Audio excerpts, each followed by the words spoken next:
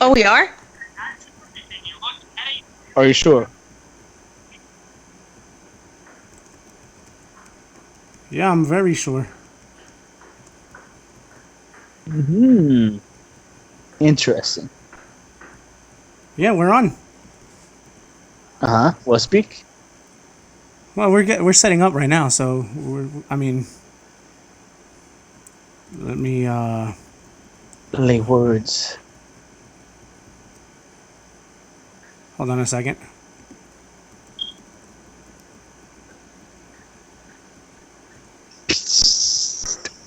Yo, chill. Okay.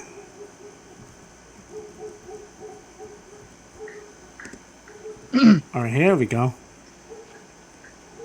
Wait a minute. Okay. Everybody ready? Yes. Yep. All right, let's Ready do when this. you are. I don't care if I get a copyright strike here. I mean, we're gonna go on other platforms anyway, but Old school. Let's go. let's do this because it calls for it. Mm-hmm. It really does call for it. Who are you gonna call? Ghostbusters. Like your enthusiasm, sir. Thank you.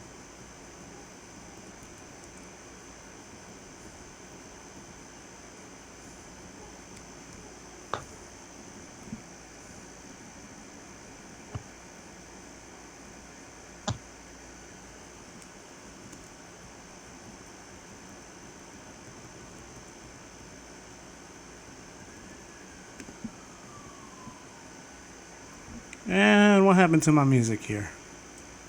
Wait a minute. Ah, that's what happened to my music here. Okay. Here we go. All right, let's do this. Never say die. Always attack with the warrior cry. Never look back, no, never retreat. Never look back, never say defeat.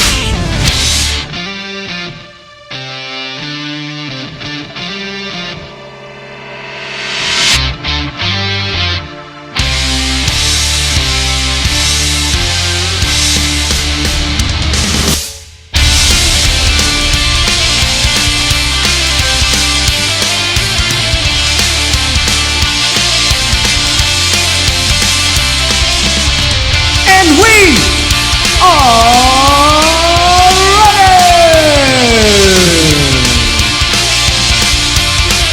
It's Wednesday.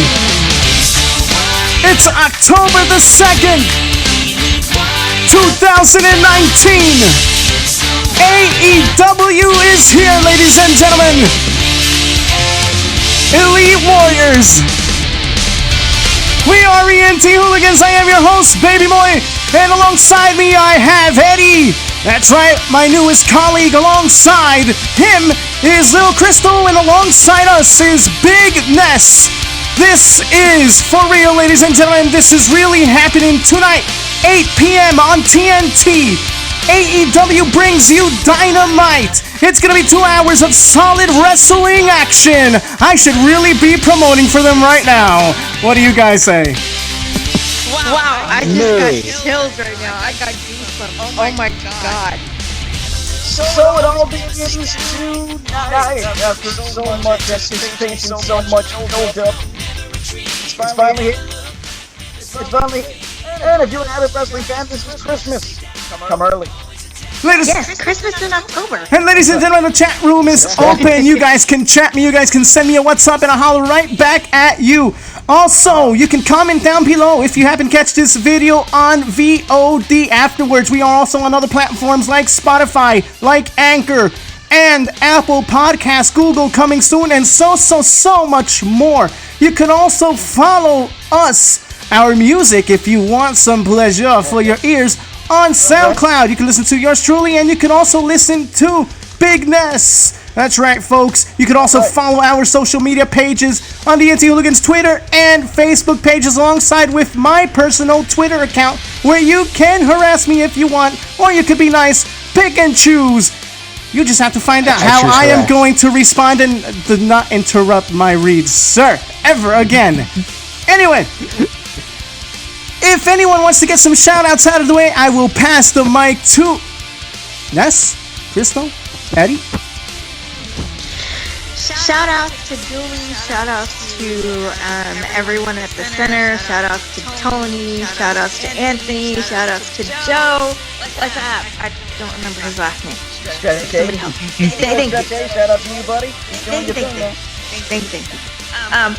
Shout out to the good people at Larry and Joe's, just because I feel like it. I really want pizza. Candy corn pizza. Yeah. That's like mom and pop store pizza, y'all. Nothing like it. It's the best. Mm-hmm. Freshly made. That's right. Oh yeah. Freshly made for your belly. Oh yeah.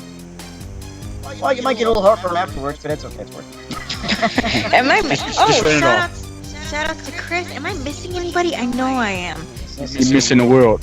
I don't know. Are you missing somebody? Am I missing anyone? The entire world. Everyone. Oh, shout outs to Melissa. Shout outs to Ness and Baby Moy, and shout outs to Eddie. Welcome to the team. Aha. I have been knighted. Yes. Welcome to the team. Aha. Guess what, guys? What's up? What? I did not write notes for this show tonight. Well, this afternoon. I'm strictly going on autopilot here. So No, so you gotta use I mental. see. So this is simply going to be done extemporaneously. I see. Yes. I got it. Extra what up? No, spontaneously. Extemporaneously. That's right. What up? Spontaneously. That's right. It's like spontaneous, but extra naughty. Extemporaneously? I don't know. I didn't say that one. I don't know. I don't speak Ness. Extemporaneously, which is basically means spontaneously, which means semi on the fly. See that? Yeah, Could somebody Could somebody extricate him out of here, please? Listen, I speak Ness. I'm correct.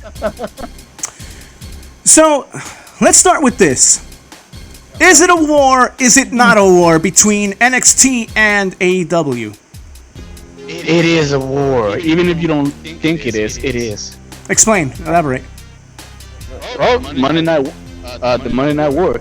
It was on Monday night, WCW and Raw, so it was a war. Anybody else? Which they won 72 weeks in a row. I think of it more as a friendly competition. 83, sir. 83? Yes. Jeez. I lowballed it. A friendly competition, a healthy competition. The Monday Night Wars were exactly that. Or Vince McMahon was trying to defeat Eric Bischoff in WCW and vice versa. They were trying to actually put each other out of business. What we see, what we're witnessing here now is a healthy competition that is not just good for WWE, it's also good for AEW, it's good for the sport, it's good for American pro wrestling. Yeah, because you don't hear people say, "Oh, we're gonna go to war." No. Yeah. Like the head. If WCW would have won, imagine where Raw and SmackDown would be right now. Because remember, there was a winning before they gave command to the wrestlers, and then they just took the ball and Correct. Correct. Yeah. They got a little confident. They got a little too confident. And if it wasn't for that, where would Vince be? He'd be doing it. He would try to do the XFL thing. Well, in my opinion, Again. Well, in my opinion, it's a war and it's not a war. It's a war if people want to fall into the concept that it is a war. And you can look at it, you can argue and say that it is, because going back to what Eddie just said moments ago, when we look at the Monday Night Wars between Monday Nitro and Monday Night Raw, yes, the word war didn't need to be used, but it was understood. They were trying to one-up each other in terms of presentation, in terms of match cards, in terms of everything they did. One tried to follow the other, and if they mimicked each other, it was simply a case of who can do such and such better. And think about this. AEW said we are going to go avenues that wrestling as a whole hasn't been visiting, or avenues that have been absent in wrestling since WCW and since WWF at the time had competition. And another thing that was said was, and there's emphasis on this, and it's the aspect and the idea of bringing in fans who have been, for one reason or another, disgruntled towards wrestling because of who is ahead in terms of marketing and wrestling and popularity here in the US, which we all know it's WWE. So because of the bad taste and because of all of this, indecisiveness and insulting of intelligence, and not necessarily bringing forth a great presentation when it comes to wrestling, AEW said, "Okay, we're gonna bring you Pyro. We're gonna bring you a more sports-centric type of a program," and thus WWE now is trying to copy that.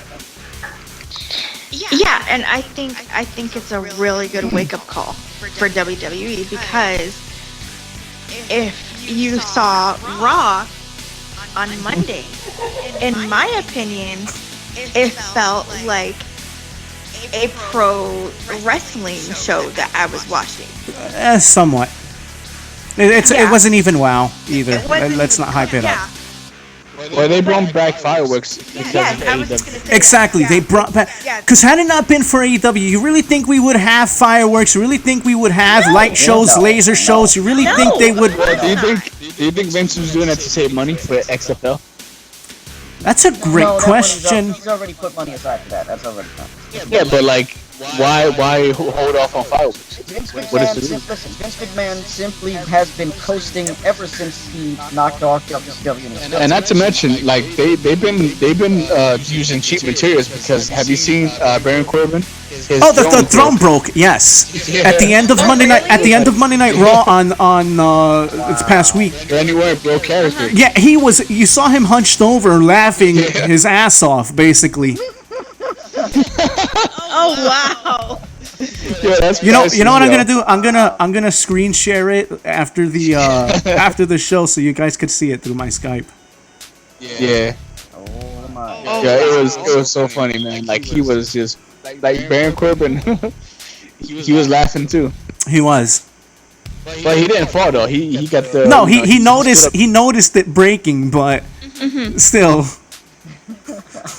Wow, that's really bad. At least imagine if he would have fell though. Baron Corbin. I mean, he would have been. Oh my god. Dying. No, and Corbin would have been a meme. It reminds me of the time where Batista split his pants. Like Randy Orton. Oh, when he split his pants. Randy Orton, yo. Of course, he'd be one of the first to laugh. Shoot. It reminds me of the time where Rey Mysterio was doing pull-ups, and then on the little shelf, right? And the shelf broke, and then it was him, and it was Edge, and I forget who was next to Edge, but like Edge just broke down and started laughing because like Rey Mysterio fell. all you heard was him doing, you doing push-ups and then pull-ups, and then he fell on the ground. He was like, So, I don't think that was supposed to happen. Yeah. It wasn't. No. What gave him the idea to do pull-ups on a shelf? Like, what gave him the idea? So back to AEW though. When we look at tonight's match cards featuring both NXT and AEW, one could say, okay, but NXT has 3 title belts versus AEW just crowning the first ever women's champion for their on their side of things. Now, I think AEW has 3 main titles. No. Yes. NXT's having 3 title bouts tonight. AEW is just having 1 with their women's champion. So on paper, yes, NXT looks like they have the better match card. However, to me, the intrigue falls here. In AEW's style of telling stories, and I don't mean telling stories in a way in which the Attitude Era presented it with WWE and or F, whatever you want to deem it. they tell stories more based on an intertwining between reality and fantasy, and they do a lot of documentary style type of shows. If you follow Road to series on YouTube, and here's John Cena's theme playing. Hey, there we go. Apple juice. Can't see me. So yeah, that's very nice. That's so nice. Whatever that was. It's John Cena. It sounds a little I don't know. Don't remember. Yep. I don't remember his voice being that light. No. It's baby Cena. Baby Cena? It's Little Cena. Yeah. But yes, AEW's storytelling, along the fact that Cody Rhodes and basically everybody else who's involved with this AEW project have put much emphasis on in-ring. So they want to capture fans' interest through both in-ring and storylines that make sense, storylines that will make you connect with characters from an individuality perspective. You hit it right on the head. Storylines that make sense. Now, Do you think that AEW has only one title shot? Do you think that's going to be a bad show? not necessarily. No. Not when you add the intrigue of LAX and Chris Jericho. Not Chris when Jericho. LAX is back. Yes. LAX is back. Not when you add. It's on Hernandez. And No. The reformed LAX. Although they're not. I don't know what they're going by because Impact owns the rights to the LAX name, so I'm not sure what's gonna happen. Weren't they going by Powerful and Pride, or is that just like a tentative thing? I'm not sure. Okay. Pride and Powerful. I like. What you mean Pride? I like that name. I'm What you sorry. mean by that? Like, you know. Basically, no. No. Basically, alluding back to their Puerto Rican roots. Okay. Oh. I thought you meant, you know. No, not Not that pride. no, No, not that. not that. Yeah. So, when you add those elements, when you add the element of Cody Rhodes putting up his title opportunity to go up against Chris Jericho on the 9th of November, when you talk about him putting that up for grabs, he stated, if I lose this matchup, then it'll be Sammy Guevara who is going to go for the #1 contendership against Chris Jericho. So that's compelling in itself. Then there is the effect and element of an MJF.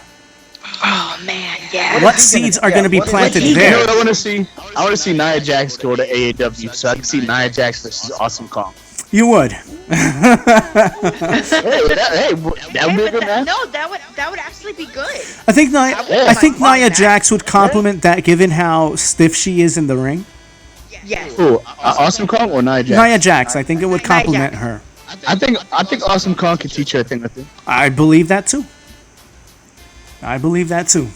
You want to stiff me? She would say, right? Yeah. Wait, Nia Jax stiffs people? Yeah. Remember I thought she was like nice. Remember when she stiffed Becky Lynch? Yeah, but I thought she was nice. Well, she is, And but not- there's just some workers, there's just wrestlers that fight with that stiff style, Or maybe she don't know how to hold back. Maybe. Holly didn't care like that. No, that guy had hands. Bob Holly, yeah. Bob Holly was a good example of this. Yeah. But you gotta understand though. He stiffed and expected to get stiffed. Yes, pretty much. Well, So yeah. And when he fought Ric Flair didn't play. He made that boy believe. He was like, you wanna stiff me, boy? To beat the man, you gotta beat the man. I think Flair also made Benoit bleed through his chops. I think you're right. Oh. Yeah. I think he cut Benoit too. People too, right? Yeah, Benoit. Yeah, that's a different story. I don't- We'll I don't know do if he we'll do a whole segment on Benoit pretty soon. Yeah. Yeah. Wait, did they fight Jorge Holly and Benoit? I'm not sure. Oh, that would have been a bloody match. Ask Ness. He's the king of obscurity here when it comes to remember Yeah, right? wrestling I stuff. believe they did. You would remember. Yep. This was around the time when the hardcore belt was around, if I recall correctly. Ness, let me ask you something. Outside of obscurity, do you remember anything significant? Of course. Okay, let me hear this. I remember the epic match that Cena and Michaels had on Raw. Remember that? Like a 60-minute match. Of course. Of course I remember that. Oh, Shawn Michaels. I thought you said Michael. I said Michael Cole. No, Shawn No. Michaels. I was about to say. No, Shawn Michaels. I was like, that's more obscure than anything I've. Wow, yeah. Oh, No, nothing Michaels. I was about to say. No. Because you said Michaels. I'm like, what, Michael? Next thing you know, No, Michael. Next thing you know, he was gonna talk about the Dudleys and Nasty Boys in Impact. Spike Dudley. That was just embarrassing. Yeah, I was about to say. That was man. terrible. That was terrible. Yeah. God. The only match I hated of Chris Benoit was him against John Cena. Oh man. It wasn't the match that I hated. It was the ending. Yeah. The match itself was fine until the ending. I would have preferred him passing out instead of tapping. I was like, This is the same. This is the same. What? This is the same guy that passed out to the Brock Lock. I didn't have a Chris Benoit. Yeah. It's not so much the tap out had a problem. I had a problem with how quick it was. Like what? Listen here though. But the Brock Lock is more brutal than. Yeah, the Brock Lock is way more brutal than John Cena's STF. Yo, when he did it to Rey Mysterio, he was literally sitting on his head. I was like, oh my goodness. Oh my god. That was brutal. That is brutal. Mysterio is lucky. It's so flexible. Ooh. You know, but how do you feel, Ness? Now, I'm gonna ask you exclusively, you this question. Okay. How do you feel about the nature of stats being a thing of not undermining when it comes to AEW? I find it refreshing because it really brings significance even more so to the competition. It's like, okay, these two guys are facing off, and this is the journey, this is what they want you to get to this particular match. Boom. This guy is bringing this resume, this other guy is bringing that resume. And now they're going to face off. How about when we talk about stats that speak to a nature of, let's say, okay, let's say MJF is more susceptible to getting dropkicked from this angle than Cody Rhodes, and yet Cody Rhodes is more susceptible to falling to a wrestler who's more technical. What do you think about breaking matches down in that way? I think that's a great way to break down matches. I mean, at the end of the day, we don't want to lose sight of the fact that this is a sport. Right. Here in America, wrestling is seen as a joke. But around the world, it's an actual sport. Right. And AEW is trying to bring legitimacy back to American pro wrestling. How? Yeah, but I don't think this is a perfect angle for like these things, because like Raw and SmackDown, they want to have a perfect angle. They want to pose every few seconds, and I think you should just go at it. You know. Well, that's what AEW is gonna do. You know, but we're just we're talking stats. Like, is this wrestler more susceptible to fall prey to? That's what I figured. I thought you were saying like they had to find the perfect. No. angle for- No. We're talking like being body of work. body of work, being susceptible to certain moves more than others, being more weak in terms of going up against, say, a technical wrestler versus somebody who's more of a chain wrestler or somebody who's more of a brawler type, right? So we start mixing and matching stats, styles. It starts feeling really good to talk about this stuff, you know? So because they slowed down the game and Raw and SmackDown because of that. Like every second pose. Right. Like, yo, every stop slowing down the match. WWE's camera angles are so perfect and so precise that it takes away wrestling. I feel when you shoot and when we're talking about a camera and angles situation, wrestling needs to have that dirty, that grittiness to it at times. Wouldn't you agree, Eddie? Now, do AEW, do they have a 7-step or a 5-step? I believe they do the 5-step deal. So it's not as fast as Japan or Ring of Honor. I believe it's a 5-step. Don't quote me on that. I mean, as long as they have good matches. Because I might be wrong, because they are carrying from New Japan, so it might be 7. Might be 7. Now, which one do you prefer? 5 or 7? Oh, that's a good question. If you're doing a technicality type thing, sprint on a 5-step. But if you're doing something along the lines of, like Eddie just said, high flying, yeah, stick to the 7-step method. So you think they're gonna interchange in AEW, like certain matches 5 steps, certain matches 6 yes, steps? because another thing that they want to target is diversity, not only in who holds titles or not only in who they showcase, but diversity in different styles of wrestling, high flying, technical, Joshi style. The tag team is gonna be a main.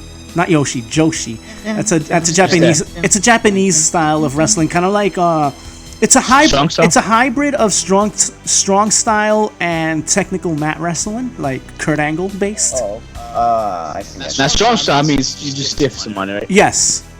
You know, hard been doing strong style. hard arm locks, hard hammer locks, arm drags. You know, but more on a you know. So That's right. Yeah. So AEW, it's going to be a lot of fun when we go down these match cards down the road and we start breaking wrestling down with this feel of, man, we're talking stats in wrestling? What the hell? Well, you already know that AEW is going to be the bomb. It's called Dynamite. Yeah. Wednesday Night Dynamite. That's what it's Damn. Yeah. Lift the fuse. Lift the fuse, man. Light it up. That's right. And burn it down. Oops, sorry, Seth. I'm going to burn you down, man, when I get you in the ring. You want Brock Lesnar? Oh God, his voice is that annoying. I kid you not. Is that Paul? Are you trying to do Paul Heyman? No, that's what Seth sounds like now.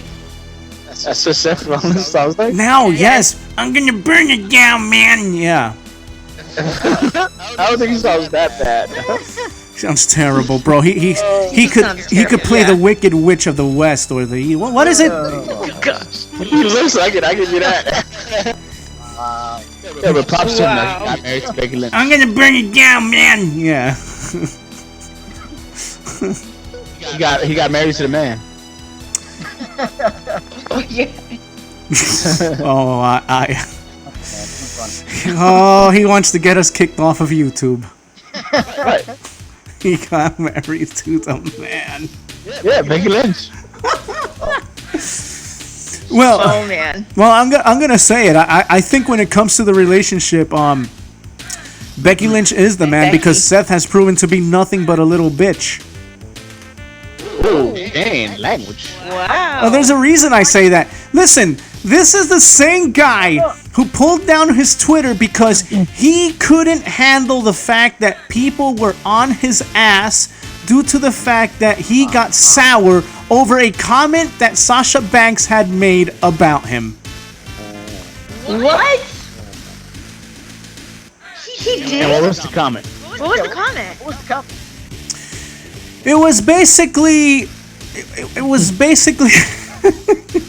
basically along the lines of, you know, showcasing your wrestling prowess and just a little gloating, you know, a little bantering, a little bragging, you know. And Who's bragging? Sasha Banks, you know, and how she's the boss and how basically shots at his significant other. Oh, okay. And this guy took it personally and basically called Sasha Banks irrelevant until now that she's going up against Becky Lynch. I'm telling you, the way that listen, So he knows it's part of the show. Right? I sure as hell hope he does because listen, And they're friends listen, in real life. listen. This is the same guy. Let me put it to you this way. This is the same guy who came at a New Japan wrestler. And at first it was friendly bantering. At first it was a friendly back and forth type situation. Right. But then Seth Rollins took it personally and he started comparing and saying that he's a better wrestler due to his financial and bank account. Oh my god. How does that make you a better How wrestler? does that make you better? He doesn't even know. He was just talking out of his behind. It makes you have more money, but that don't mean you do better. Exactly. Yeah. Exactly. Exactly. You know what? Have Seth go like to the G1 and see what happens. Oh, or something any- like John that. Cena, any he had the wrestler- most money, but can he wrestle? Any wrestler that from or most wrestlers from the main roster, if they were to compete in NJPW's G1, they couldn't hang. Of course they couldn't. That is the handle most grueling tournament in all of wrestling, man. Today they can't, but back then they could. Oh yeah, back then, yeah. Like Shawn Michaels, Chris Benoit. Oh yeah, absolutely, Stone Cold. absolutely, Even Rock and Stone Cold, man. absolutely. Yeah, they'd hang. Because you seen when Rock first came back and he fought against R-Truth and The Miz. Bro, he ran outshunned circles around it. everybody. Remember we were watching ran circles around even John Cena. the Vaudevillains.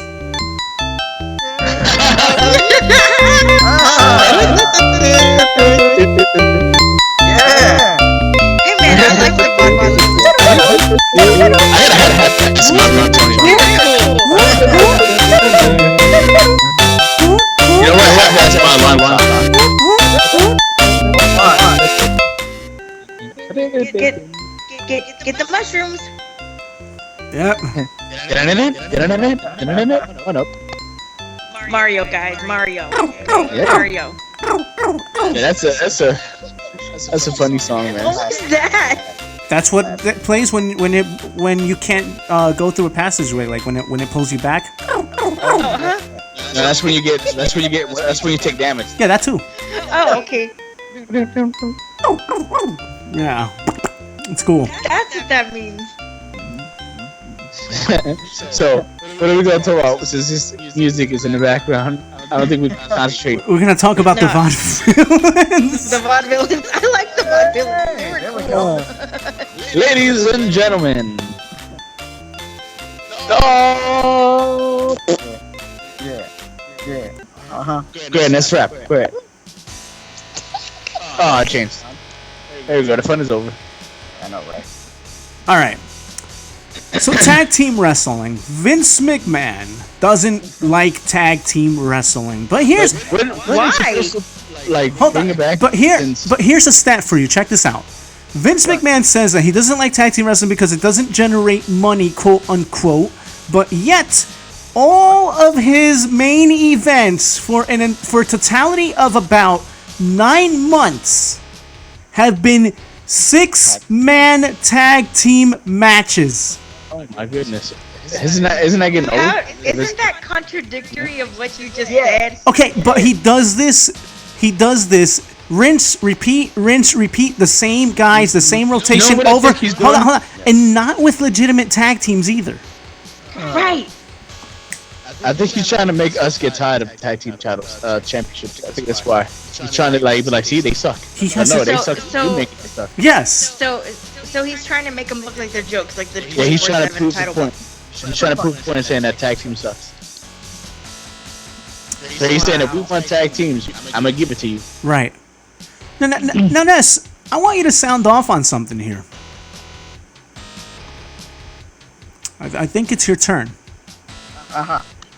Talk about what you've seen on ESPN, on Fox Sports 1 on Tuesday, yesterday.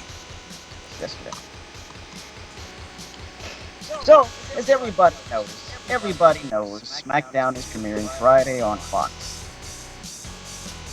And they have been advertising it to no end, and on yesterday, Stephanie McMahon made an appearance on First Things First. Yes. She's being interviewed by the First Things First crew. Nick Wright, Chris Carter, and Jenna Bull. Now, obviously, if you were watching First Things First, it's because you're a sports fan. You're not necessarily an American pro wrestling fan. Because you'll most likely think that that's just that fake-ish. So, you have Stephanie McMahon trying to talk to that audience, To a sports-centric audience, yes. to a sports-centric audience. What you do not want to talk about is character development. She said that? Yes. She did. She broke all types of kayfabe. Wait, why? No. People, the sports-centric population, already see wrestling as that fake-ish, a freak show, a circus. And she basically just confirmed that for them when she talked about character development, and she even referred to it as a spectacle. She even referred to it as a spectacle. Again, one thing that I noted to Ness, when we were talking about Vince is mad? No. One thing I noted to Ness though when we were talking about this yesterday was, if this was Paul Levesque on there, Triple H probably would have been mad. he wouldn't say that at all. He wouldn't say those things at all. Of course he wouldn't. We believe in our guys. But that's what he would have said. Yeah, that's what he would say. Yeah, we believe in Because that's how he competition. saw. Yeah, he does. No, but he would make. You forgot to add the breath, like. He does a lot, yo.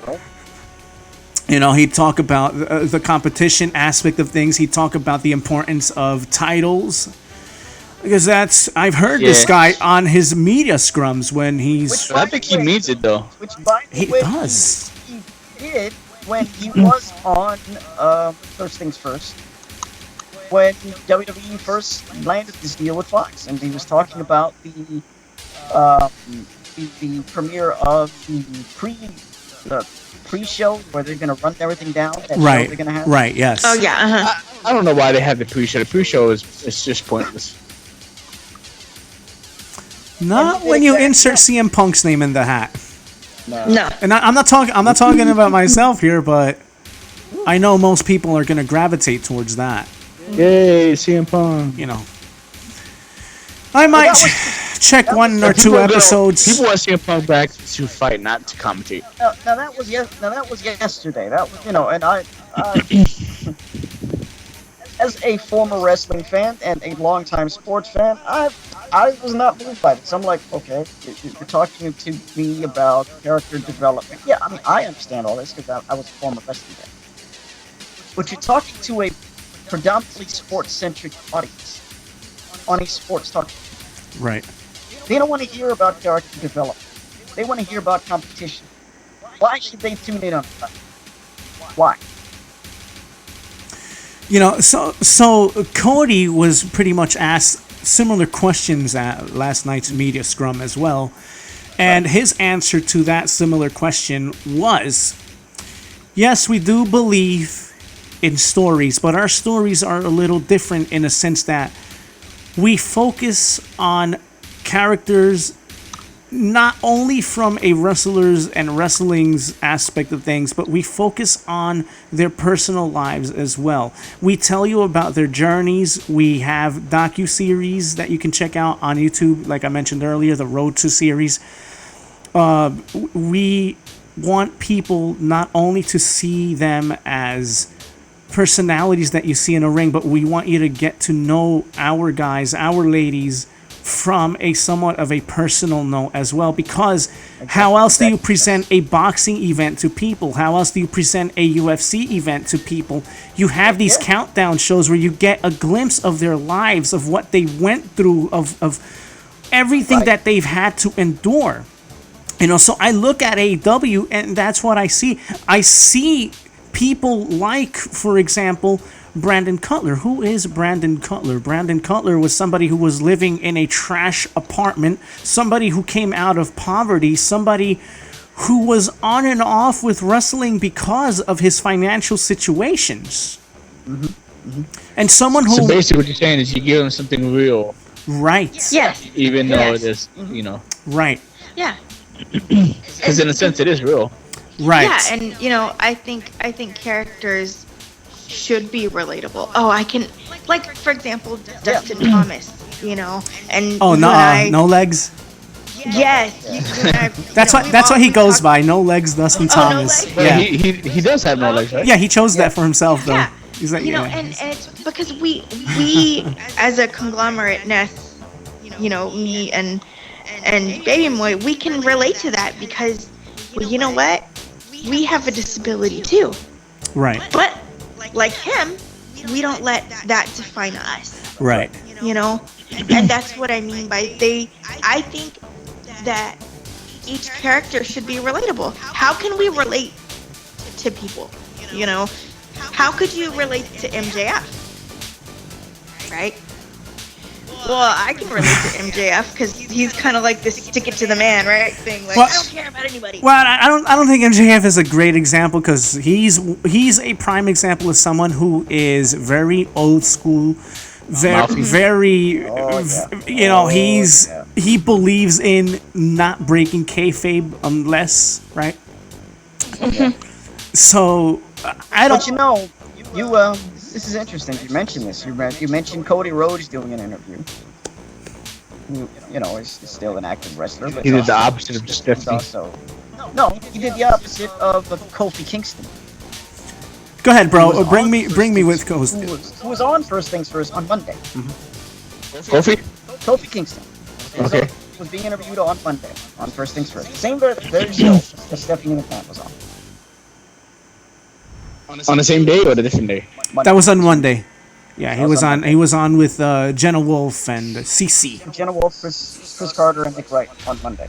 And Okay. you know, they asked him, "Hey, listen, what are you gonna do differently against Brock Lesnar?" And he basically he basically talked about pushing himself beyond his limits, yada yada yada yada. He talked about how you know, it took him 11 years to become champion, and He's still with that? Jeez. He's still with that. people can relate to the struggle. And my thing about that is, again, you're talking to a predominantly sports-centric audience who already made up their minds about American pro wrestling. That's not going to move. Adam Cole, baby. When you're talking about 11 years struggle in an industry that has predetermined outcomes, that's not going to move the needle. Let's look at this. Let's look at this, Ness. You take a guy like Kenny Omega, who's been on and off right now in terms of his wins and losses. What is the situation with his quote story? I feel the pressure on my shoulders. I feel like I have to win. I need to win because if I keep failing, I'm going to lose my opportunity to become a champion. I'm going to lose every opportunity that you can get in this business that you can have within the confines of AEW. He's in a situation that is relatable to an athlete, to somebody who watches sports. I need to win. Right. And this What is happens to why- a UFC fighter who, or an MMA fighter who's gone, let's say 2 or 3 fights with an L? What's the theme? They feel like their backs are against the wall and they have to go for it. They need to prove something. They have to win. And here's the thing: I don't have a problem with Stephanie McMahon because she's corporate. She's gonna that's her thing to market the business as it is. She's corporate. Kofi Kingston is an active wrestler. Right. Cody Rhodes is an active wrestler. Right. Triple H is a former wrestler. So Cody Rhodes is also backstage as well. that's what I'm saying. But he's also an active wrestler, so he understands the sports aspect of it, just as Kofi Kingston should. Right. The whole thing about being real, it reminds me of TJP. Remember, like when he won the cruiserweight, I think it was. Yes. And then they was talking about his backstory, and I was like, yo, I connected with him. You know, like I was like, I want to see more of TJP and stuff like that. And then after that, he went. But you see, I was like, oh, come on. But you see, this is the thing. This is the They thing. misused him. This is the thing. I've been asked. I've been asked personally. Do you feel that with NXT being on Wednesdays as well, and them going head to head for 2 hours on different channels, obviously, does it take away from AEW's Thunder? Here's the deal. I don't think it does. Are they going to be on at the same time or what? Same time, yes. Yes. But I don't think it takes away from it. Hear me out. I don't think it takes away from it due to the fact that more than what you realize, people have already set their minds to, oh, it's airing. NXT's airing tomorrow on the network at 8 anyway, the same show that's going to be aired tonight. So I might as well just wait and watch it then. I was going to say that. You know why this makes no sense and it's not a war? Because you can see AEW tonight and see NXT tomorrow. Right. Yeah, and see the replay of it tomorrow. Yeah. Now, if this was back then and you had no social media, no internet, then yeah, you would have to choose one or the other. Right. Yeah. But now, since we live in a technological era, we could watch both. Right. And enjoy both. Yeah. And enjoy So both. it's not a war. It's just like, yeah, I'm gonna watch both. Right. Or just watch one. Right. Not really a war. Yeah. No, it's not. You know. So I mean, it's a fun time regardless. I mean, wow. Now, if it was between Raw, man, no one's gonna be watching Raw the next day unless it's your job. You know? Listen, this might sound a little bold what I'm gonna say, but with TNA, it obviously didn't work. But I guarantee and I assure you this: if you were to take Dynamite and put it on Mondays against Raw right now, Raw would fail. Yeah. Well, think Dynamite about would- TNA. If TNA was how it was, like you were telling me before it became 2 hours, I think it would have killed Raw and SmackDown as well. I think if what TNA was happened. better ran, I think what it would've right. killed I think what Raw. happened with TNA here was the politics got carried away backstage. Yes, the politics got carried away backstage, and there was power given to people whom necessarily didn't need power. You had a Hulk Hogan who didn't obviously learn from his past. You had. No. But you also had Eric Hold on, Bischoff, who should've learned. I was getting to him. You had an Eric Bischoff who at that moment still hadn't learned his lesson because Right? Yeah. he's over here saying, "Oh yes, Hogan, yes, yes, yes," and Now, do you think he cared, or he just cared about the money? Yeah, just scared about just the scared money. about the money, man. Come on. He should have just told him, "Yo, I did this before, and look how it happened to me." Right. Well, ECW was like the only company that went out on top. You know, no, they really didn't. ECW was selling shows, man. They went under, bro. They couldn't even pay Paul Heyman couldn't even pay their guys. They went down the crap. They went under. Wow, it was that bad. And yeah, That but bad, people still wanted to come in though and watch. Yeah, but what good is it if But you it's can't like, pay- I think it's because they were selling the tickets that's cheap. I think maybe they were that's practically why. giving them away. I don't know, man. ECW would have been phenomenal if Paul Heyman was just not so stubborn. Yeah, it's true. How do you feel about Vince McMahon versus Tony Khan and the way that they both approach the media? Well, you gotta look at Tony Khan. He's looking at it through fresh eyes, where Vince has been there for years. So Well, it's getting stale. you got to also realize Tony Khan has He's a been fan. a fan for He's a a long, wrestling fan. long time. Now, is Vince, or was he ever a fan? McMahon was basically born into this. Yeah. Yeah, but was he a fan? You could be born into it and whatever, but And are you still be a fan. or not be a fan? I guess when you're born Yeah. into it, you're not necessarily a fan. You just didn't have a choice. You were just molded Yeah. into it, basically. Yeah. But I mean, if he wasn't a fan, he did pretty you got us fooled. You know what I mean? He was a Yeah. marketing promoting genius. Well, at got us fooled the if end of he the wasn't day, a fan. at the end of the day, if it weren't for McMahon, though, where would wrestling be? Yeah. None of this would be happening right now. McMahon made it wasn't possible for McMahon. you to beat up the boss. Like he made it possible. Like, all right, go ahead. Beat. Everyone want to see this? Go ahead. Everyone's dream was to punch their boss in the Right, face. right. Exactly. Yeah. And he gave it to them. Like Stone Cold was the first ever to punch his boss in the face. You think about how many people sitting at home watching Stone Cold beat the hell out of Vince thought to themselves, I'd like to go to Okay. work tomorrow and do that to my boss. Ness, I want to ask you this, since you know you're a very sports-centric person. But let me ask you this. Now, you made the argument earlier about how WWE, how Steph or whomever is in that body of WWE's structure, how they should have and could have presented this with a more sports feel, eliminating certain terminologies that Stephanie used Right. because of X, Y, and Z reason. Now, what would you say? What do you say to the question? Well, what about the Attitude Era? You were watching during the Attitude Era, and there's a lot of things in the Attitude Era that didn't necessarily spell sports-centric. It was more the drama, but yet they were pulling in massive numbers, even beating NBA and the NFL in ratings. Wow. Well, the Attitude Era had a combination of both. Yep. hardcore and It wrestling. wasn't just the storylines and the drama. They also had the competition to go with it. They had a bit of everything. Basically, they would build up a fight, and then the fight would be over. Right. And pay-per-views felt big, even the ones that weren't WrestleMania. Oh yeah, absolutely. How do you guys feel about AEW just having anywhere between 4 or 5 pay-per-views a year, as opposed to having a monthly pay-per-view? I, for one, think it's a great thing because it gives writers and it gives stories time to pan out. It gives people the ability to. I agree. Yeah. I agree with that. Do you think they should eventually move Yeah. to every month, or No. leave like that? No, keep it like that. No, because if they did that, I'd be broke. Now, I got a question for you guys. Go ahead. Yeah. You know how to have Vince versus Stone Cold and Famous, right? Yeah. And they try to compare CM Punk and Triple H to that. What do you think?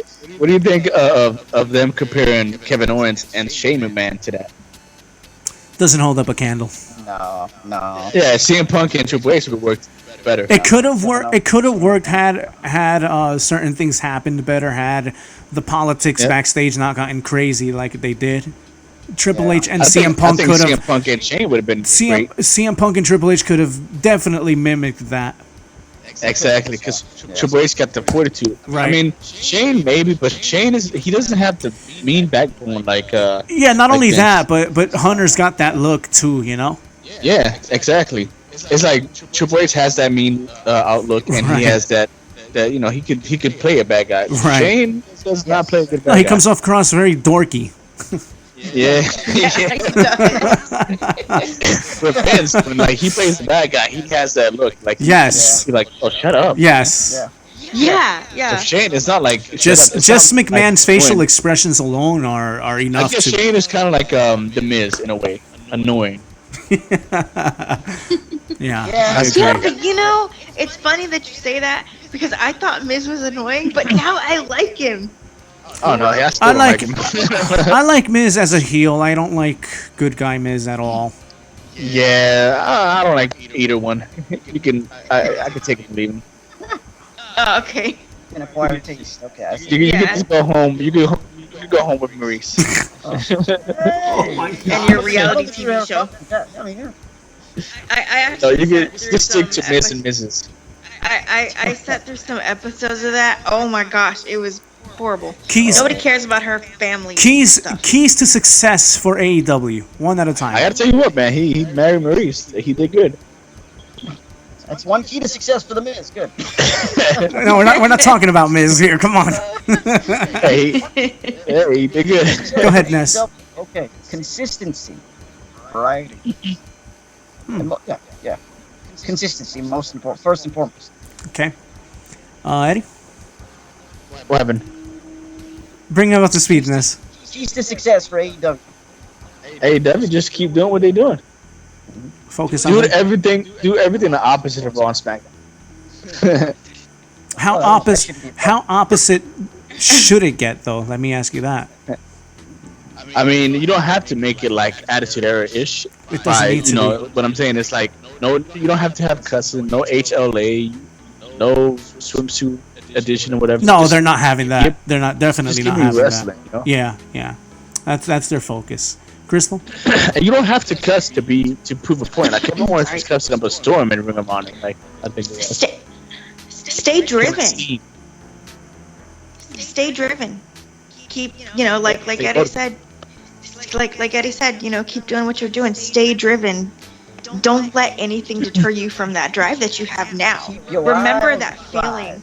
You know what I mean? Mm-hmm. Remember that feeling of what it was like when you first came out and you did, all out. Was it all out? That was Double or first. nothing. Was it double or nothing? Yeah, double or nothing. I believe it was. Their first pay-per-view, Double or Their Nothing. first pay-per-view. Yes. Yeah, double or nothing. Yeah. But did you hear about the interview that Yeah, Cody but Rhodes said? before they Yes. were AEW, and they I did the, remember what that was like? Yeah. That sounds nice.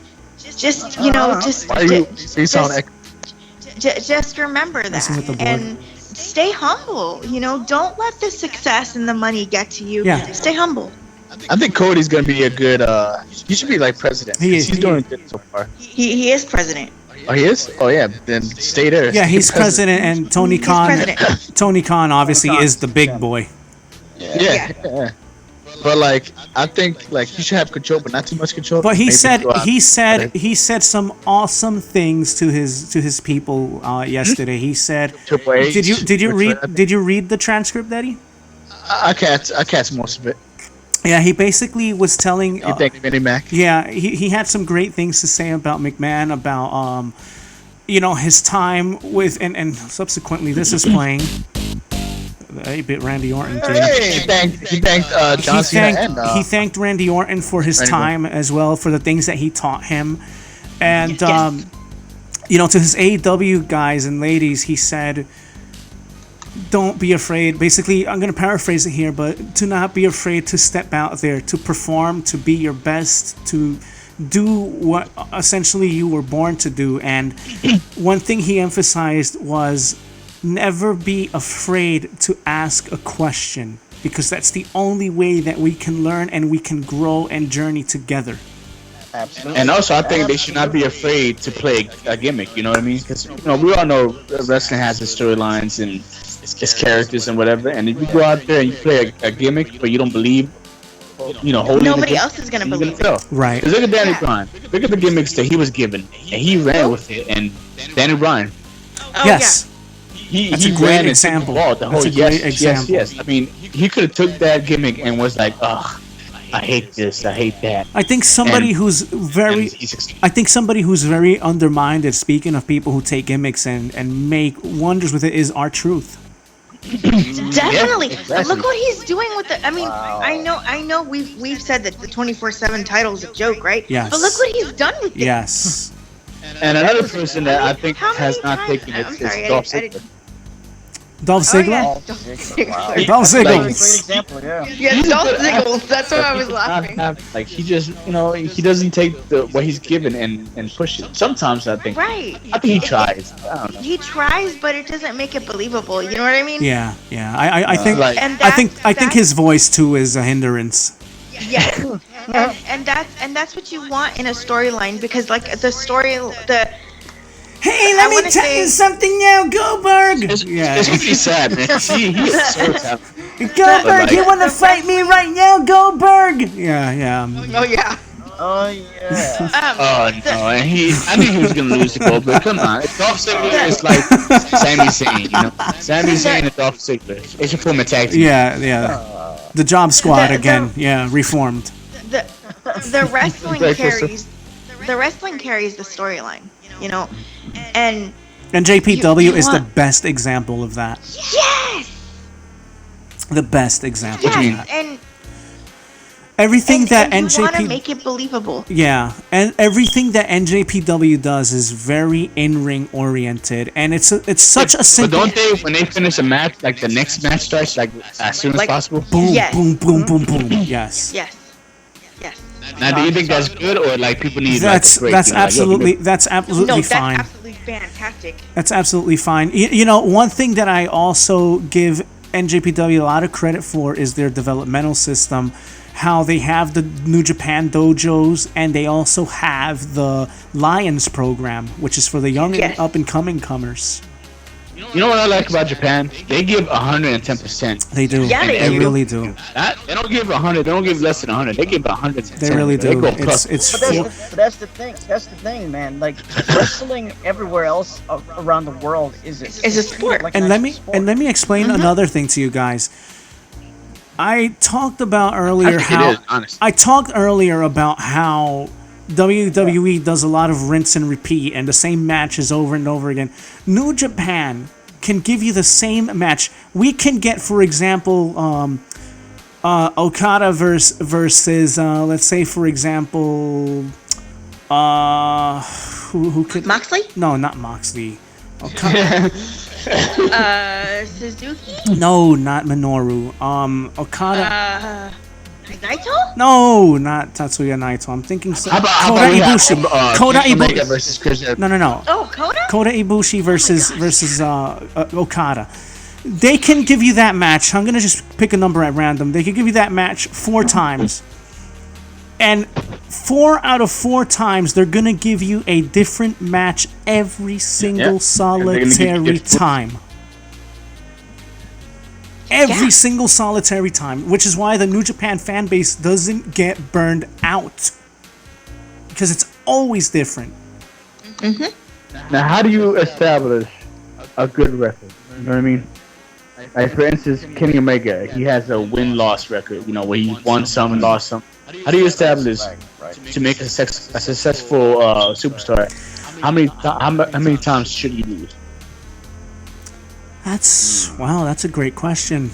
That is a great question. Because that's one I haven't figured out yet. I think how do you make someone lose? I think 3 or 4 in a row, then you should start turning head. Like, because if a person is good enough, he shouldn't lose 4 times in a row, right? Right. No. Yeah. Because like that's what got me agitated when Kurt Angle lost to James Storm. He lost 4 or 5 times in a row to the same guy. Yeah. If he lost 4 or 5 times to different people, but like to the same guy. Yeah. I mean, James Storm is alright, but he's not Kurt Angle. No, he's never Kurt Angle. Never.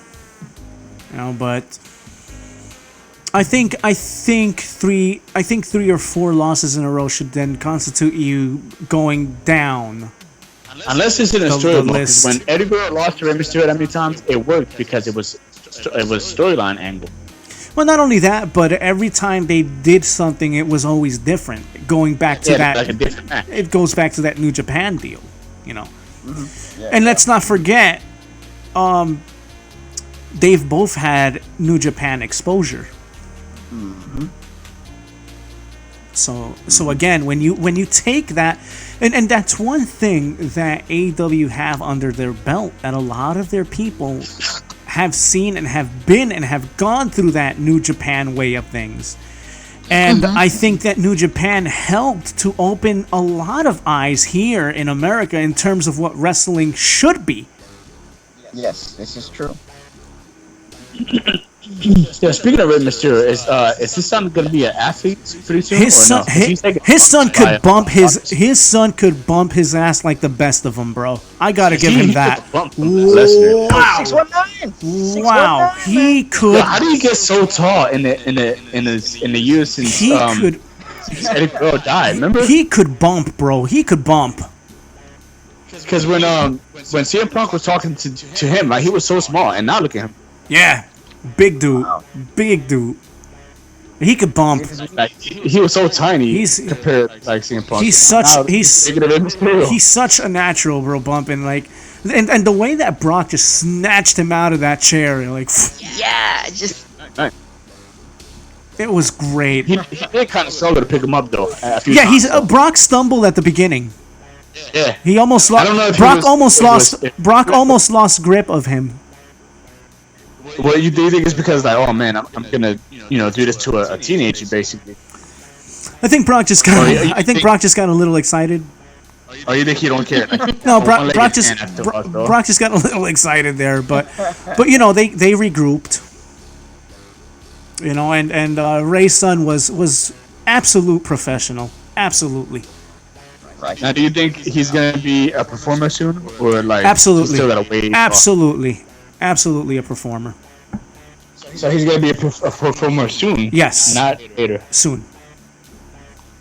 Now, what do you think about them trying to ban Chris Benoit's son, supposedly?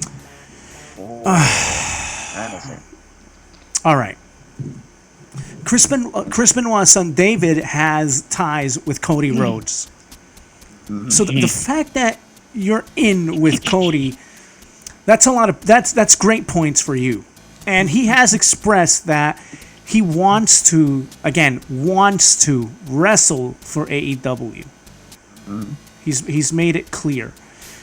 Obviously, he was leaving his options open for WWE because you do want to leave all your options open, regardless if you say I want to wrestle for this company. Again, it's always good to leave your options there. But he showed up. He showed up backstage at a WWE event back in March wearing AEW merchandise, though. And that is where this rumor of him being banned stems from. So, Do you think if he did come, would they acknowledge Chris Benoit at all? absolutely not. And that's a sad thing, right? Absolutely is. Yeah. Like, even though he did what he did, like, his legacy, his character, you know? But you know what? But you know what? Let me take you here. To this day, I very much so, because I'd be lying if I say I didn't, but I very much so enjoy watching a Chris Benoit match. Mm-hmm. But somehow, some way, somewhere, it'll always hit my mind. My God, you killed your son. My God, you killed your wife. Yeah. And then you killed yourself. That's hard to forget. Like, It is. How do you not leave a suicide note behind them? that just totally destroyed his legacy, killed it. Yeah. Killed his legacy. Yeah, it did. Well, I think what's freaky there, not so much that he didn't leave a suicide note, but what we found near the Bible. Yeah. Kind of. There's so many conspiracy and theories That about is that, man. so wow. That case in of itself is there's a lot. It's like it's just a puzzle. It's missing Yeah, pieces. and since when did this turn into the crime syndicate, you guys? I don't know. Well, I was about to say, We're just talking about Chris Benoit because he was such a phenomenal wrestler. well, it started with David Benoit. David Benoit. Yeah. But yeah. But Chris Benoit, man, Eddie Guerrero, Shawn Michaels, Undertaker, yo, man. Kurt Angle. Kurt Angle as well. Chris Jericho. Yep. Bret Hart. Every single one of them, man. They were so phenomenal. Yeah. And then it all went downhill for Raw and SmackDown when I think it started at Chris Benoit's death, and then Linda McMahon going into the CEO and whatever, Yeah. or trying to be in government. But in terms of David Benoit, though, he has good ties with AEW personnel, Cody Rhodes, and Chris Jericho, especially Chris Jericho. So How do you think they're gonna mention Chris Benoit in AEW? I don't think they want to tread those waters, bro. I think what they essentially would want is for David Benoit to build his own legacy apart from his father. So he's saying he would not even he won't mention his dad. I think it would bring them very bad PR. So Yeah, he can't say like I want to be as good a wrestler as my dad. No. No, because No. I think it's best You for got him. I think it's best for him to establish his own legacy. 'cause own legacy. Absolutely. This Yeah. Because you don't want to live in the shadow of Legacy while that. legacy? it's not even a shadow anymore. It's an incredibly dark cloud. Yeah, It is. and you don't want How to do you live think? under How do you that. think It's a- Jake feels about that? About his You dad? don't want to live under that. I can't even imagine how he might be feeling. about Shadows you can break through because eventually, there are points where you can't see your shadow anymore. Clouds will follow you. He was obviously a different son, right? Yeah. From a different uncle. that. Yes, Yes. previous relationship. Yes. Yeah. Nancy Benoit isn't the mother. No. But It is a shame, man. Every time we talk about Chris Benoit, Yeah, it's very sad. It's is. sad because like I think of the match. Like for one, I think about that match that could have happened between him and was it John Morrison or CM Punk? it was CM Punk. yes, Let's not lie or anything. John Morrison versus CM Punk was kind of good too. It was, bro, but I literally dropped $40 at the time for pay-per-view. I literally dropped those $40 to watch him versus Punk. Oh yeah. Now, Everybody was looking forward to that match. And then on the last minute, it was like, nope. No, and then this happens. It's like, wow. yeah. Oh, But I do feel that David Benoit deserves a shot. Apart from his father, it's sad to say, but it's really like we're saying, forget your dad, bruh. Yeah, I mean, like I don't know. It's sad. It's a it's shame. it's It's a tough. shame given Benoit's wrestling legacy, given all that he gave to wrestling, all that he gave to Japan, WCW, WWE. Right? You take all of those accolades, you ball it up, and my phone is ringing. Hold on, take over, guys. Ness, let me ask you this: what if they found evidence that he really didn't kill himself and he was set up and whatever? Do you think they should change it? I'm saying if they did. Should they reestablish his legacy? And well, if they do that, then they'd have to reopen an investigation, and then all that old wounds and. If they, I mean, if for whatever reason they discover that he didn't do it, then wow, I mean. Then they have to reestablish it, right? That's starting a whole nother conversation. Well, they wouldn't have to if the family said no. Don't reopen an investigation to this, because you have to remember too, you're opening old wounds, and the question is, do you really want to do that to somebody who already grieved over their father, over their brother, over their son? Do you want to do that to somebody? Yeah, you have to think about the emotional. What if he was actually innocent? Don't you want people should know? Right, but the thing is, you can say that now, but you have to think of the emotional toll that it would take. I mean, for us, the general public, I mean, we don't necessarily need closure because we're okay. Right. We don't want. I mean, it would be up to the family if they wanted to. Yeah, and who's to say that they're okay? They're not okay.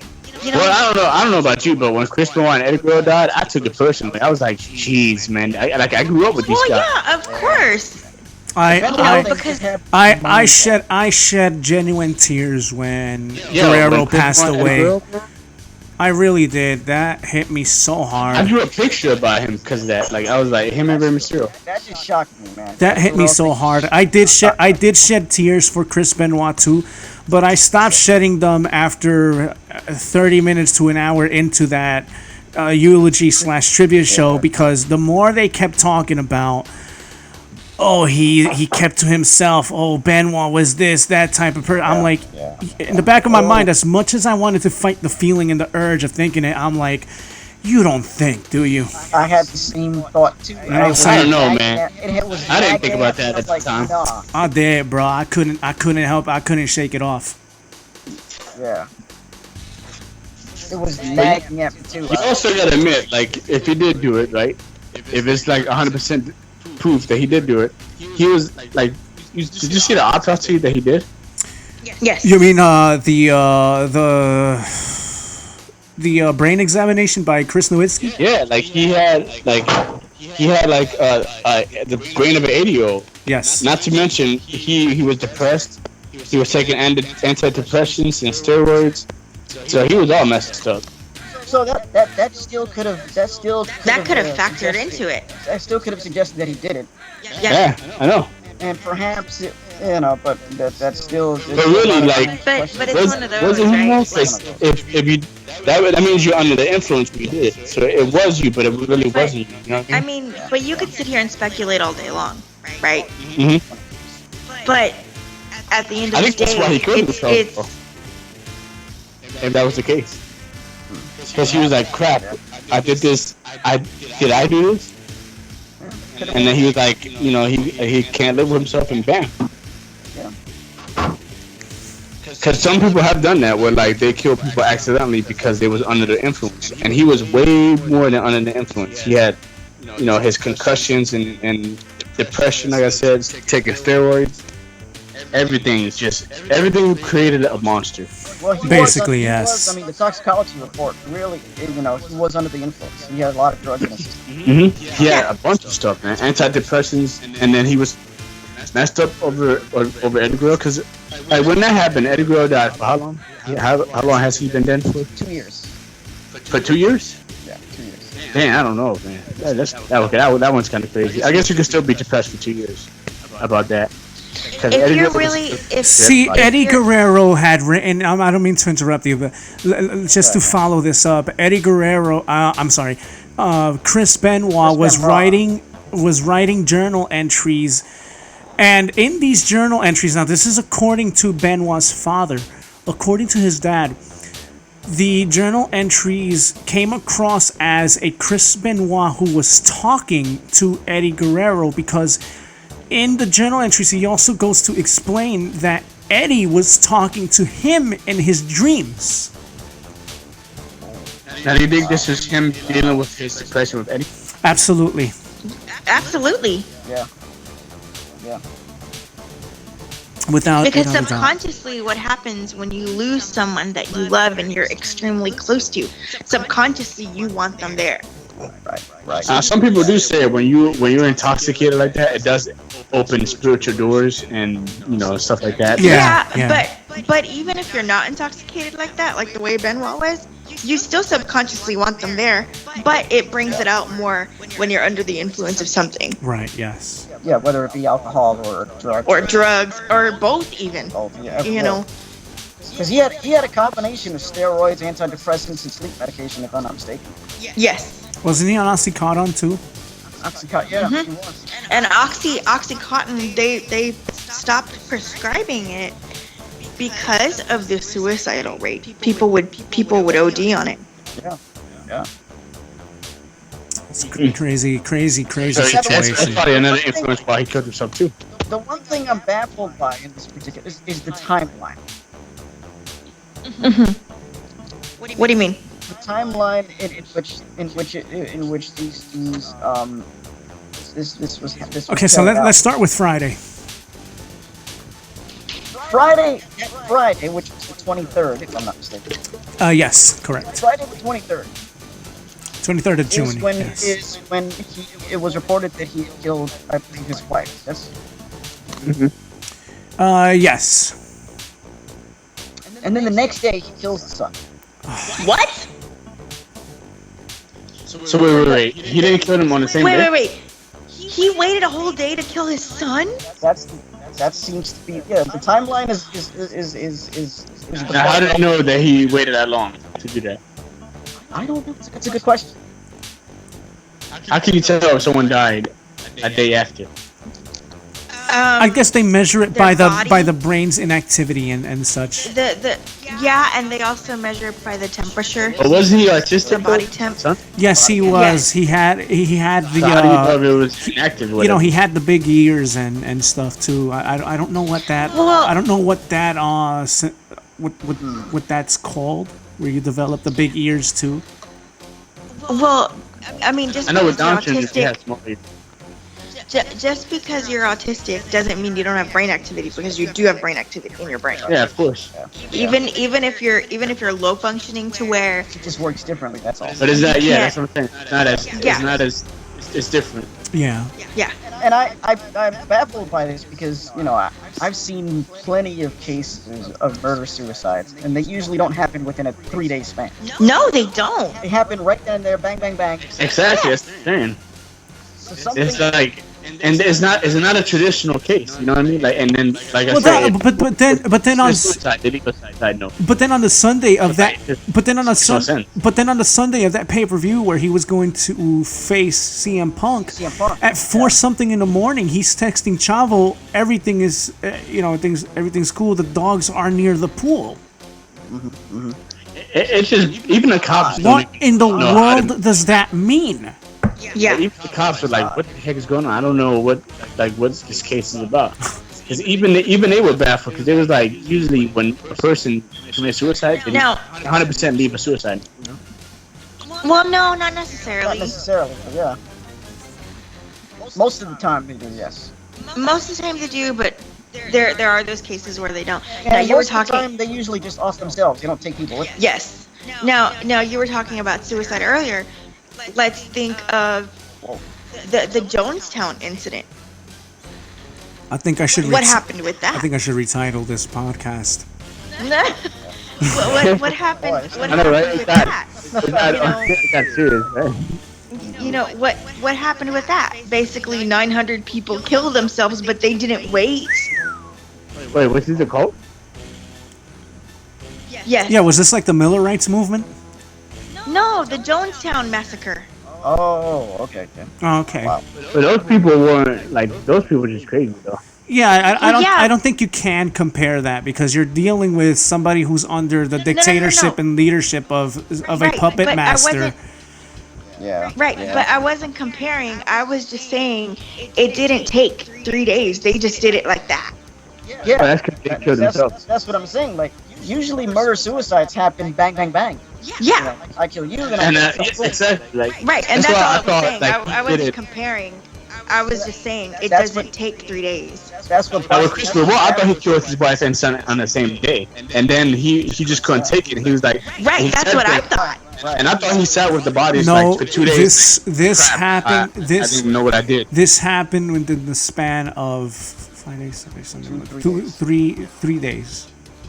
Oh my god. Friday he offed Nancy. Then his son. son Daniel. Then Sunday he was still alive. Then Monday is when he. You know, there's some people who'll be like, maybe he killed his son because he knew he was gonna kill himself, and he was like, I can't leave him by himself, so he took his life.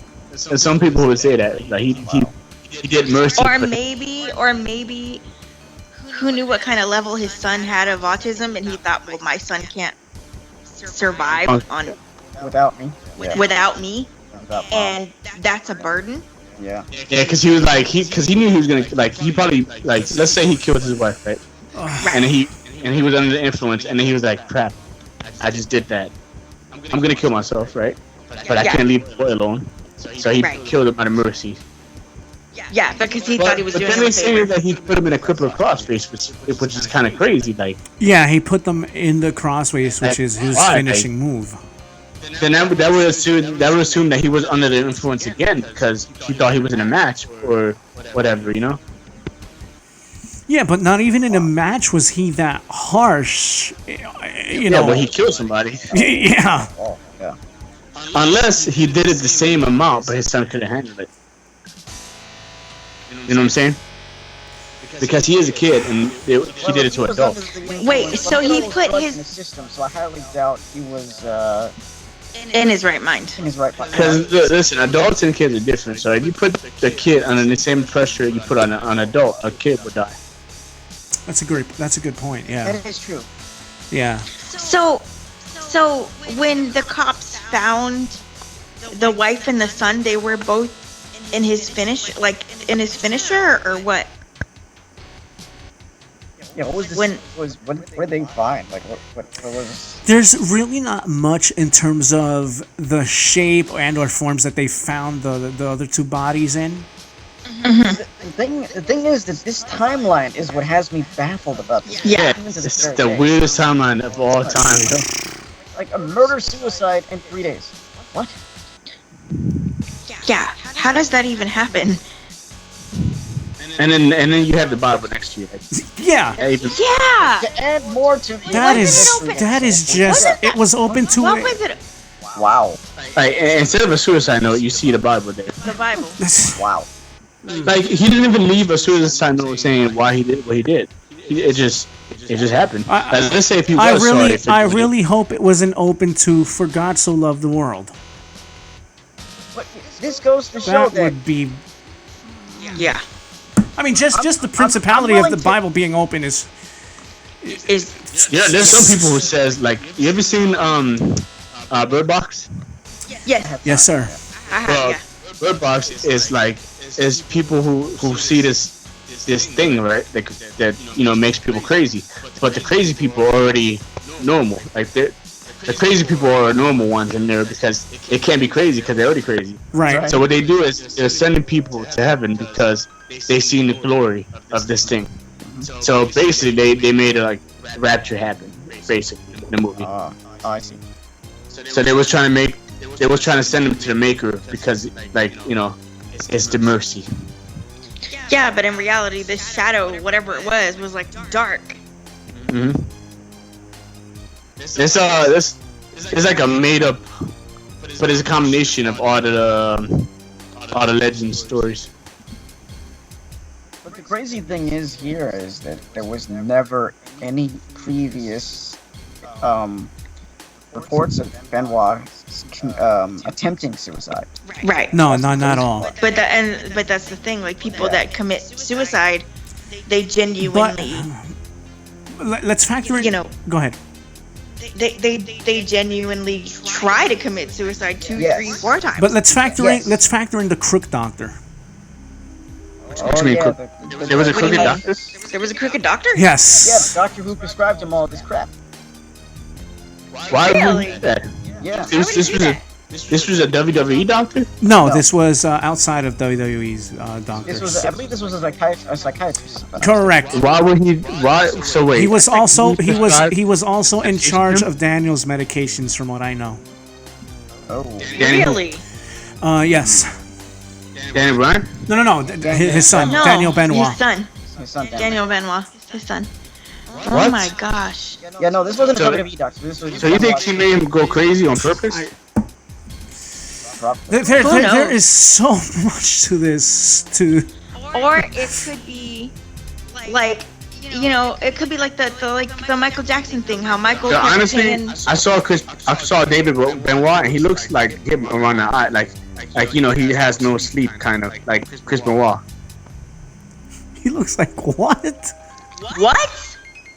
Like he looks like Benoit in the fact that he don't sleep much. Oh, like he don't look like he don't sleep you much. want to know what I thought you said?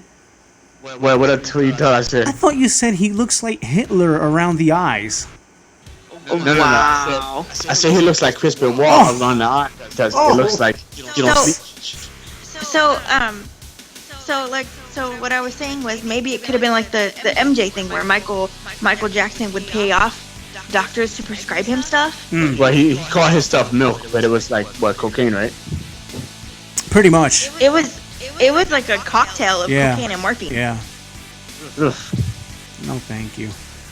So maybe that's what Benoit did too. Maybe he like paid this guy off to prescribe him stuff. I think he didn't sleep much either, and maybe that could be another thing. Of course, because when you're sleep deprived like that, you're not in your right mind either. I think he needed proper help, and he didn't get the proper help. Right.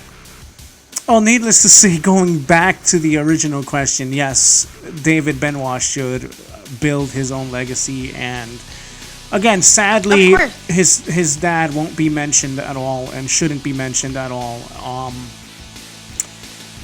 So let's see what happens. I hope AEW does give him a genuine opportunity. Yeah. Man, it's sad to say the least, though, man. It really is. It really is. But Wow. Yeah. wow. Baffling to say the least, man. You should Okay. Yeah. You know, out of the four people, like Chris Benoit, Eddie Guerrero, Dean Malenko, you know who's mentioned the least? Terry Saturn. Yeah, why is that? Because he's too busy dating Moppy. I feel like the only big accomplishment he had was dating Terry. And Moppy. You know, I believe, don't quote me on this, I believe he was the hardcore champion at one point. he is the king of Really, Ness? obscurity, Ness. Really? Really, Ness? Really? You're gonna freaking That's what he's famous for? leave it to I know him. more about the Moppy incident than the I hardcore have title. a question.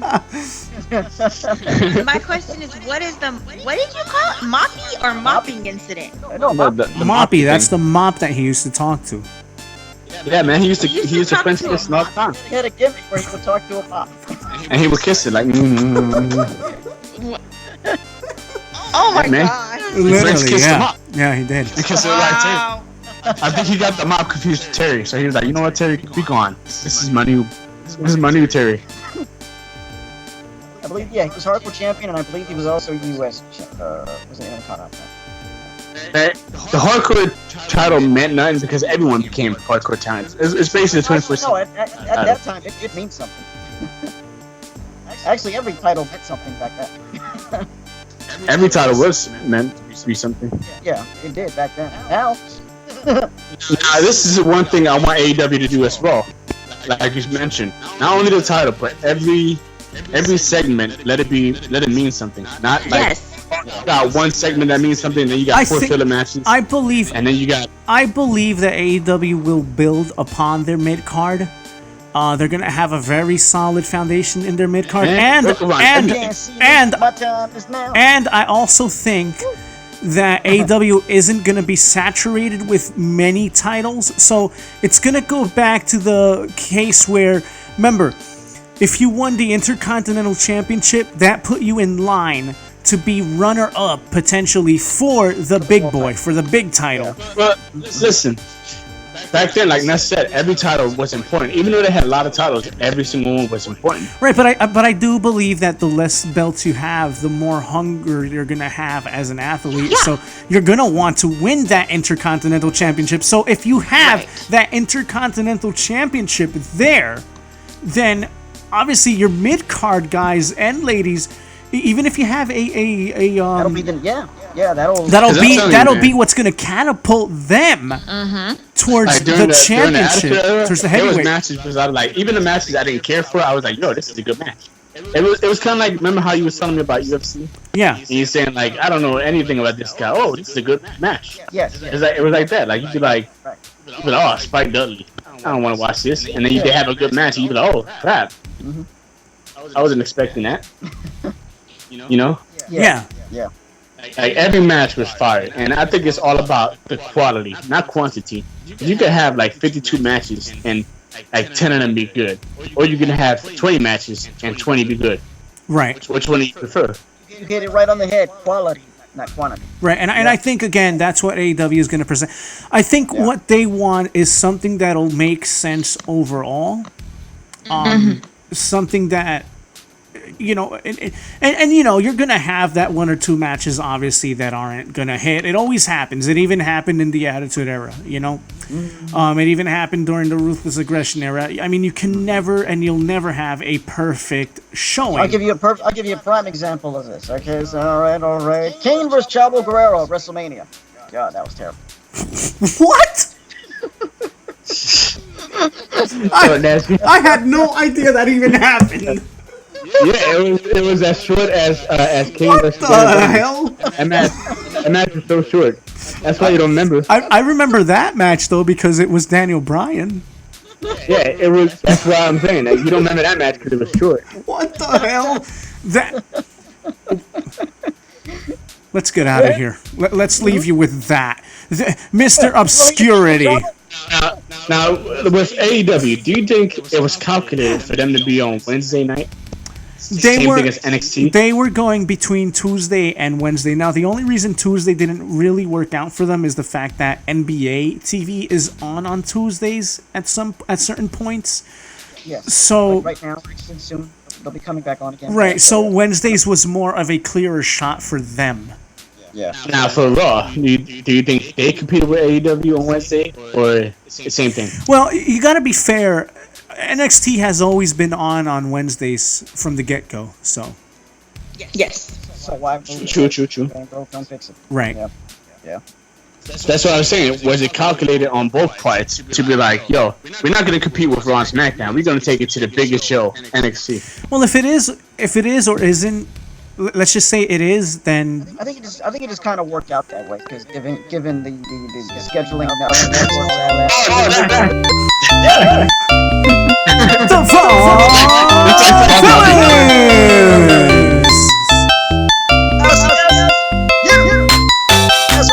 Hey! Woo! That's right. As you were saying, Eddie. I think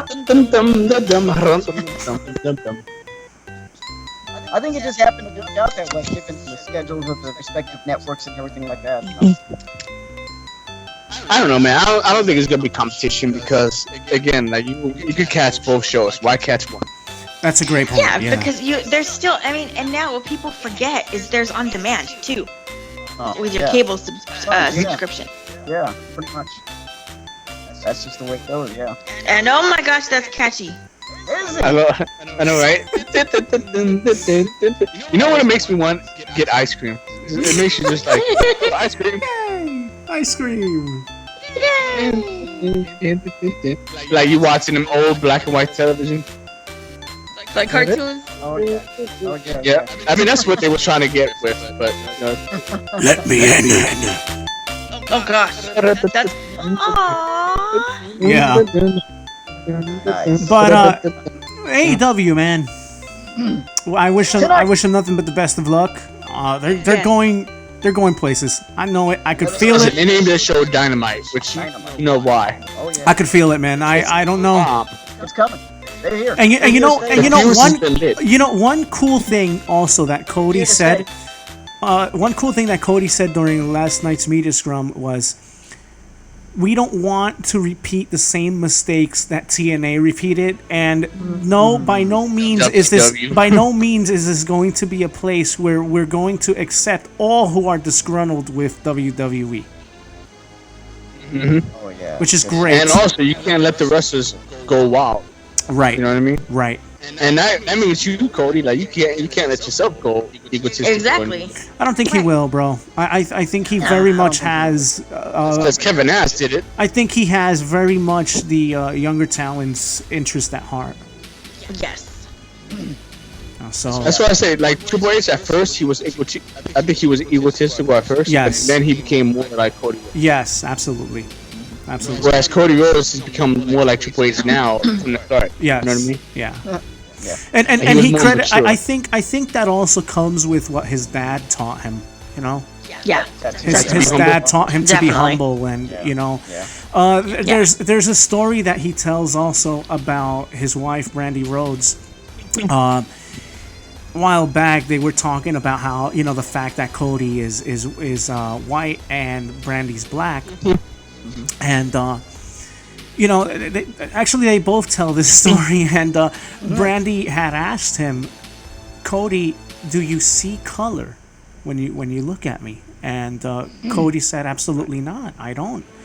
You know, but then Brandy said, well, sometimes you should, because you don't understand what, number one, women go through, and not only that, but black women go through. Right. And you know, Cody never forgot those words, and he says, you know, that opened up my eyes to see diversity with completely different mindset. Because So I mean, not to ignore it, but to like express it differently. right, Yeah. you know, so with that, he's saying, you know, I've learned to see what different people of different ethnicities go through. Because I mean, at the end of the day, when you first look at somebody, the first thing you notice is color. Color of their skin. Right. The color of their skin, the color of Yeah, whatever. their hair. The color of their hair. Right. The color of the shoes. Right. Right. Yeah, this could be a good Christian topic too. Like, you know. Yeah, that's a good point. Hey, yeah, does God see color? And do we see color? It's a good point. Yeah. We'd be lying to ourselves if we were to say that. If we say we didn't see color, because we do. Yeah. Because like in order Everyone to like to get to know someone, you have to like be interested in their struggles, and then you know Color is even just be interested. seen through sound.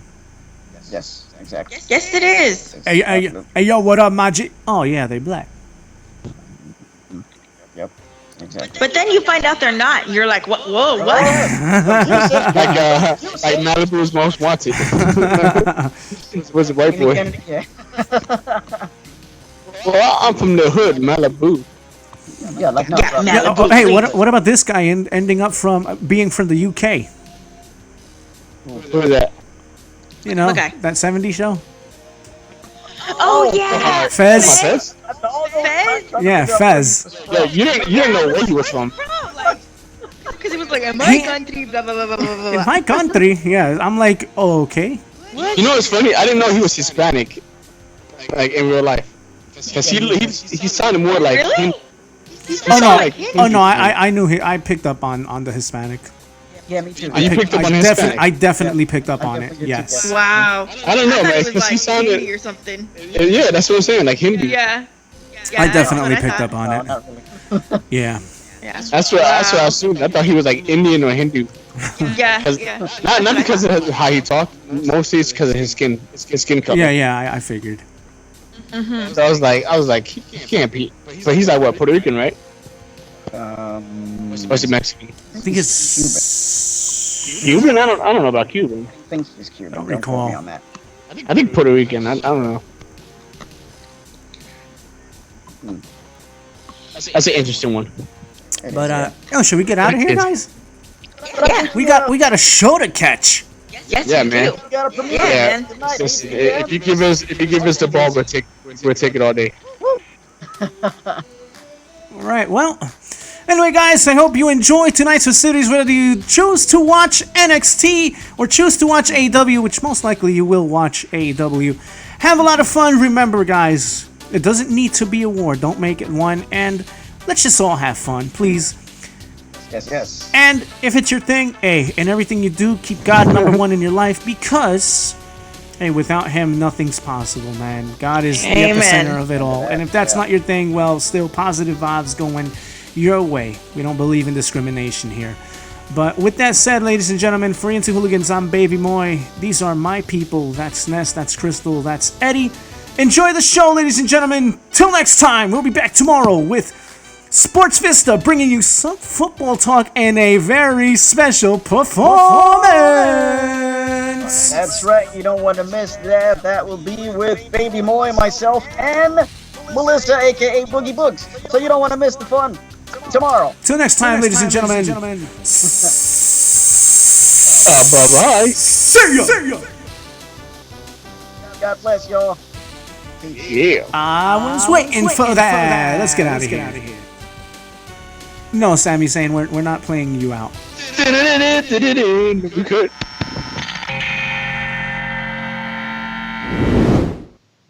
Shock the system.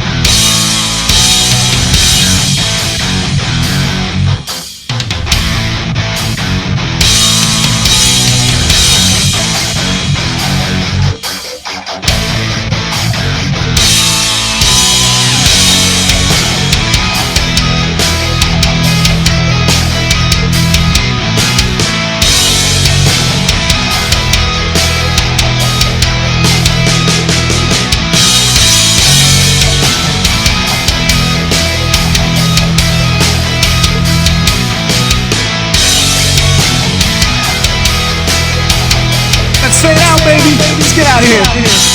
Boom.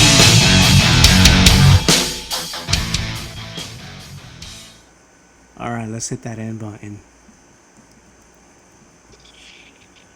Suck it. See ya.